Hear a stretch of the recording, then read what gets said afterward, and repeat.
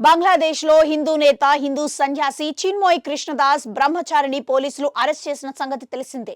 దీనిపై ఇటు భారత్లోనూ, అటు బంగ్లాదేశ్లోనూ హిందూ సమాజంలోని తీవ్ర ఆందోళనలు వ్యక్తమవుతున్నాయి.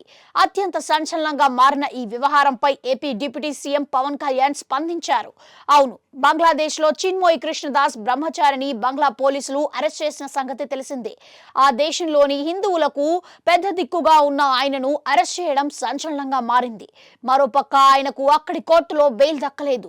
దీంతో ఆయనను జ్యుడిషియల్ కస్టడీకి తరలించారు. ఈ సమయంలో చిన్మయ్ కృష్ణదాస్ పై దేశద్రోహం కేసును మోపింది మహమ్మద్ యూనస్ ప్రభుత్వం. ఇదే సమయంలో చిన్మయ్ కు మద్దతుగా కోర్టు వద్దకు చేరుకున్న హిందువులపై అక్కడి పోలీసులు లాఠీచార్జ్ చేసినట్లుగా తెలుస్తోంది.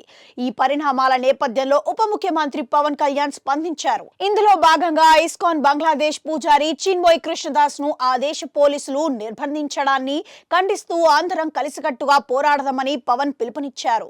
హిందువులపై అఘాయిత్యాలను ఆపాలని మహమ్మద్ యూనస్ నేతృత్వంలోని బంగ్లాదేశ్ ప్రభుత్వాన్ని కోరుతున్నట్లుగా తెలిపారు. ఈ సందర్భంగా బంగ్లాదేశ్ ఏర్పాటు కోసం భారత సైన్యం రక్తం చిందించిందని, మన వనరులు ఖర్చయ్యారని, మన ఆర్మీ జవాన్లు ప్రాణాలు కోల్పోయారని, మా హిందూ సోదరులు సోదరీమణులను లక్ష్యంగా చేసుకున్న తీరు మమ్మల్ని తీవ్రంగా కలిచేస్తుందని పవన్ ఎక్స్ వేదికగా ఆందోళన వ్యక్తం చేశారు. ఇదిలా ఉంటే చిన్మయ్ కృష్ణదాస్ తరపున వాదిస్తున్న ముస్లిం అయిన లాయర్ చిట్టోగ్రామ్ కోర్టు వెలుపల జరిగిన పోలీస్ హింసలో మరణించారు. దీనిపై భారత్ స్పందిస్తూ తీవ్ర ఆందోళన వ్యక్తం చేసింది.